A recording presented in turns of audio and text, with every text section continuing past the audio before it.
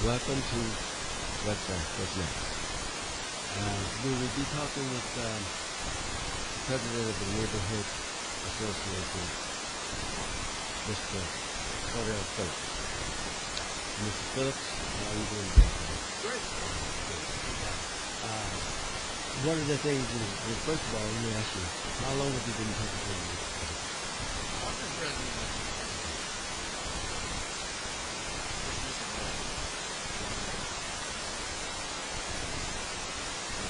And what are some of the things that you're planning to get done within the neighborhood within your community? Well, hopefully during the year.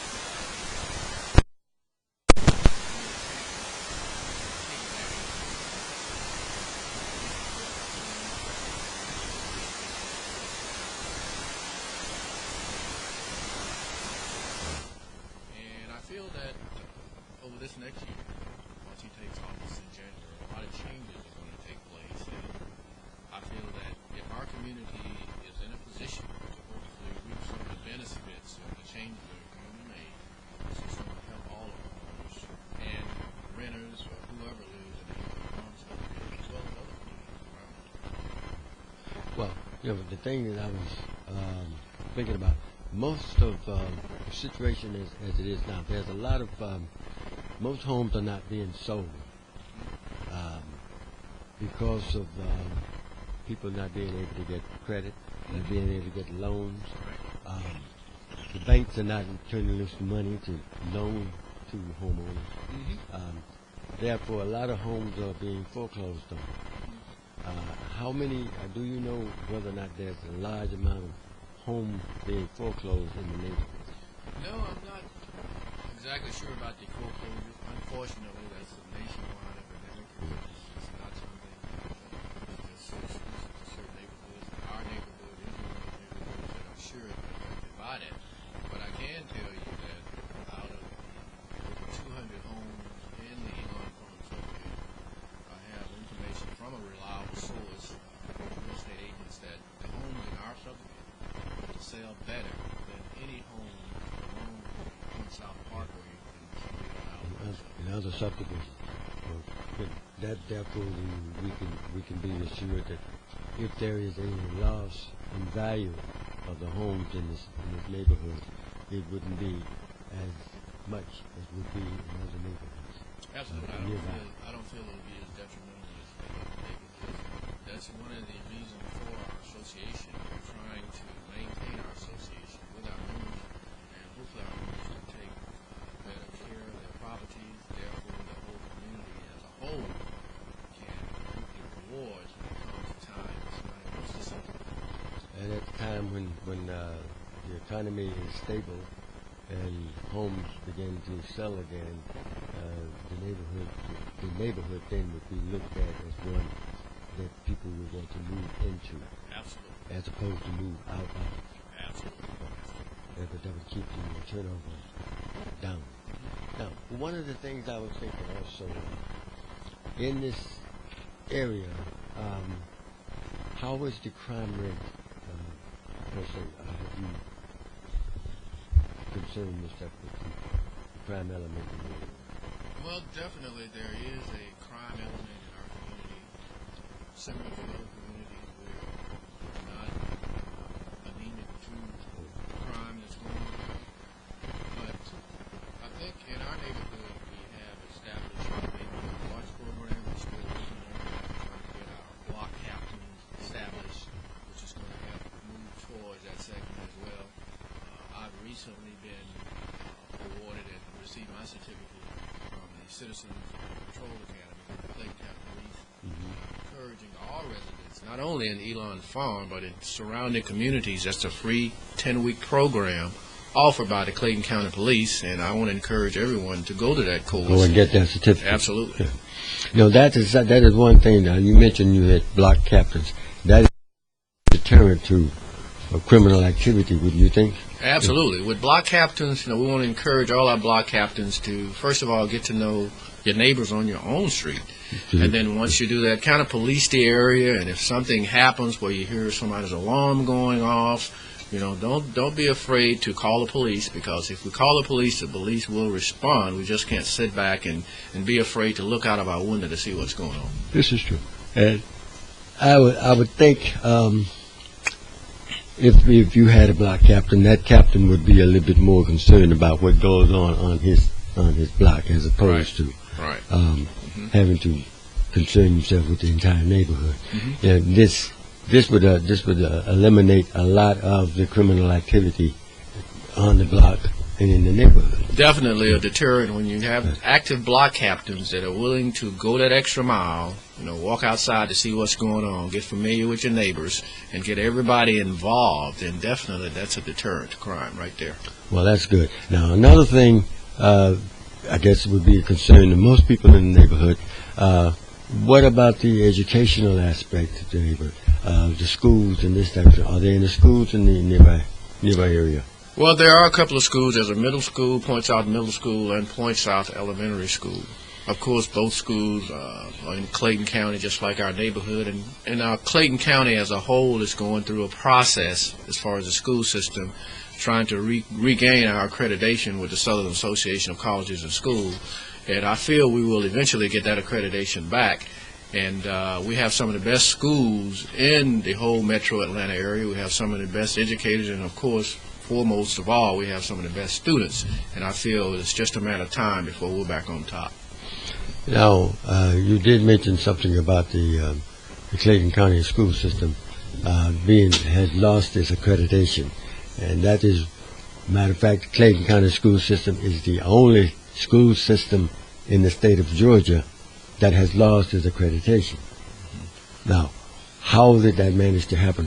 Did that affect the students or the kids in this area? Well, unfortunately, a loss of accreditation from the Southern Association of Colleges and Schools for our students and our residents as a whole, it's definitely a negative on our county. However, we have been accredited by the Georgia Accrediting Association that have given us accreditation, and we're still working with SACS to regain our accreditation. There are about 7 or 8 mandates that we have to meet as a county, and I believe that with our new school board that's going in January 2009 and our new superintendent, Mr. Thompson, they're going to work diligently to definitely get our accreditation restored. And that would enable the community schools to be better equipped, better to educate the children in the area. Oh, absolutely, because once we regain our accreditation with SACS, then I think our educators that are right now in the county and have made a conscious decision to stay, they would definitely better be equipped to move forward and encourage our students to do the best they possibly can. Oh, good. Now, the next thing I would think in the neighborhoods and communities need medical care. Do you know whether there's any elderly in the area, and whether or not there's any facilities that would be able to accommodate them if they needed some medical care? Well, that's a good question, Mr. Culpepper, and definitely we all should be aware of our elderly in our community, because one day you and I are going to be the elderly. We're not there yet, but one day we'll be the elderly. And I think a community that can band together and move forward with some type of an agenda that would create some type of community involvement that's going to allow and enhance our community to be a beacon for someone to come in with a new medical facility, I think will work better to our advantage. But I think with the CVS store on the corner, they have an excellent pharmacy where the elderly can get to a pharmacy to pick up their medication. Southern Regional Medical Center, about 7 miles away, they're already there as well. But I think as a community, once we do get organized, and that's one of the things that we could also do, we could kind of create some type of support in addition to what the state offers for our people in our community who are elderly. And I'm assuming now that you will be working with other communities that you were going to interface with to get some development done. You will be interfacing with them as far as a medical situation. Absolutely. The medical system for that. Yes. As well as the educational aspect of it. The thing I was also wondering about, Now, you've got your housing, and you've got your education, and you've got your medical. When you bind all of that together, will you have enough people to accommodate having organizations, meetings, being chairs of certain organization meetings and this type of thing? Will you have enough people, manpower, to do this?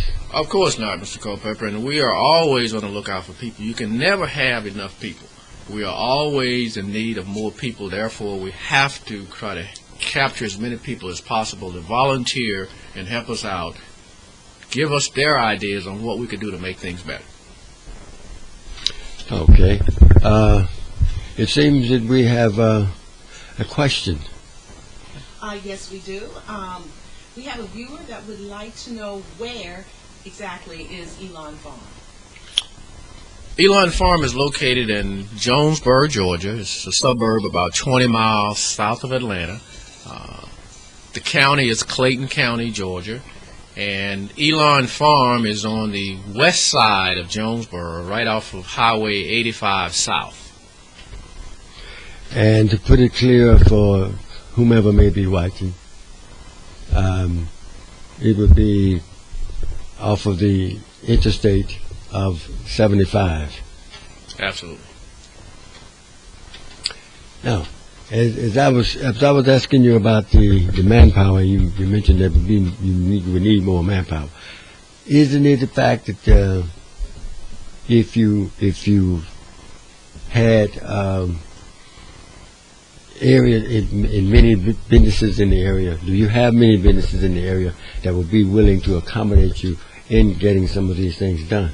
Absolutely. I think the businesses in our area, they are already poised to help us out in whatever we want to do. They're just looking for people in the community to take an active role in trying to get things done. Of course, most businesses in our area, whether it's a McDonald's or the CVS drugstore or the hair products place or different restaurants as well, the majority of those people come from out of the county to work and manage those businesses, and they're just waiting for a community like Elon Farm, which we are, to come together and bring other communities in with some type of community action program to help stimulate. They have probably funds set aside that they could also donate once we get organized. So that's basically what I'm pushing for as president of the Elon Farm Association as well.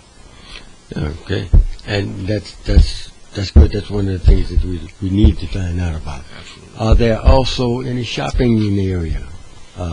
Places where people can go and get the goods and merchandise that they need to get? Of course, less than 10 miles in each direction, whether you're going north or whether you're going south, there is the super Walmarts, your public grocery stores, your Lowe's department stores, Office Depots, and things of that nature, even car repair places, car park places. This is a prime area for those type of things, as well as certain churches, no matter which denomination you are. We have several churches in the area that people could attend as well. And I think by coming together as a community, that's one of the packages that the Elon Farm Association, along with some type of community action group, is going to offer new residents that move into our area. We want to be able to offer them some suggestions on places they could go to shop, go to church, school, hospitals, or whatever. Information package. Good. And I do believe we have another question. Yes, we do. We have a viewer who would like to know, does Elon Farm have a web address? Yes, Elon Farm does have a web address. It's www.ob1.gui.com/EFA. Let me repeat that one more time. www.ob1gui.com/EFA. And by looking at that website, it is under construction. That's one of the things that we kicked off this year as well. We have an excellent website manager. He's going to be updating that information as soon as it becomes available. So once you go to the website, that should give you some general information about our organization and basically where we're heading to. Oh, okay. And do you have a mission statement or anything of this sort that would enlighten anyone who would like to go to that website, they will be able to determine what it is that you're doing and what you will be intending to do? We don't have a mission statement as of yet, but we are under the process of getting it organized. We do accept any suggestions from anyone else who might have suggestions for us. And I have personally asked other people in other subdivisions that have homeowners associations, and I'm pretty much getting information from them that because of homeowners association pretty much stigmatized that there's a fee associated with homeowners association. That's the reason we're trying to get away from the homeowners aspect of our organization, and we're wanting to let our neighbors know that there is no charge to be part of our organization. The only thing you need to do is live in our neighborhood, live in our community, whether you're a renter, whether you own a home or whatever. We want you to be part of our organization, and all you have to do is commit some time to come to our meetings. We'll have our meetings the second Saturday of every month at the venue at the corner of Point South Parkway and Highway 85 at the Church of Nazarene, every second Saturday of every month at 1 p.m. And we want to invite all of our people in our community of Elon Farm to come out, as well as people in other surrounding communities, which we're trying to get involved as well. Yeah, because I was just thinking, in Elon Farms, I don't believe that there are any apartments that you can have people represent, because we don't have apartments in Elon Farms, per se. No apartments in Elon Farm. Surrounding areas. Basically, less than a mile away, there is a huge apartment complex. Right. And we want to have those people inclusive in our community action group as well that we're trying to develop, because there are a lot of people who are renters in apartment complexes that have some great ideas on what we could do as a community to move forward with our agenda as to what we're trying to accomplish. That's good. That's good. Now, in all efforts that you are putting forth, do you have a group or a team of people who are working with you? Yes, we have an excellent team in place. I have my vice president, Mr. Paul Smith. Our secretary is Alicia Roberts, and John Bradbury is our treasurer/web designer, and a host of other people who have committed to being block captains. We have a total of about 10 to 15 block captains within our subdivision, and out of those 200 homes or so that I mentioned earlier, what we're trying to do is capture all the information about those 200 homes and encourage people to come out and participate through those block captains and help them try to move forward with our agenda about getting people involved, because that's what it's all about. It's getting people involved in our community and generating ideas as to what we could do, since we have made the commitment to stay in our community, what we could do to make it better. Yeah, that's a wonderful thing on your part, Mr. Phillips. And at this time, I'd like to just sum it up and say that we thank you so very much for your time. We thank you for your efforts. Thank you for having me. Thank you for all of the things that you're doing for Elon Farmers, and I'm more than positive if we can do anything to help you, we would. Well, thank you very much. This is one of the things that we are talking about, and we will be talking further about other things as it goes along. We have things scheduled for our next show. We have a former senator from the state of Georgia that will be joining us next week. We will have other shows that will be interesting, and I will let you know. I'll let you know all about them as we go on. We also have there will be a. I invite you anyway to a marketing strategy meeting at 8 o'clock on the same website. I would like for you all to join in and be a part of that.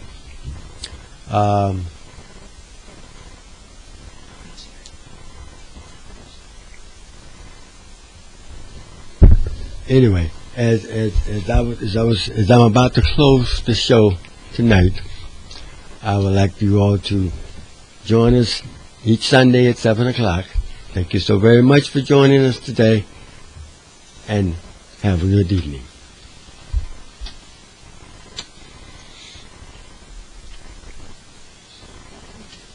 Good show, Mr. Culpepper. Good show. That wasn't but 20 minutes. 20 minutes, so we got 10.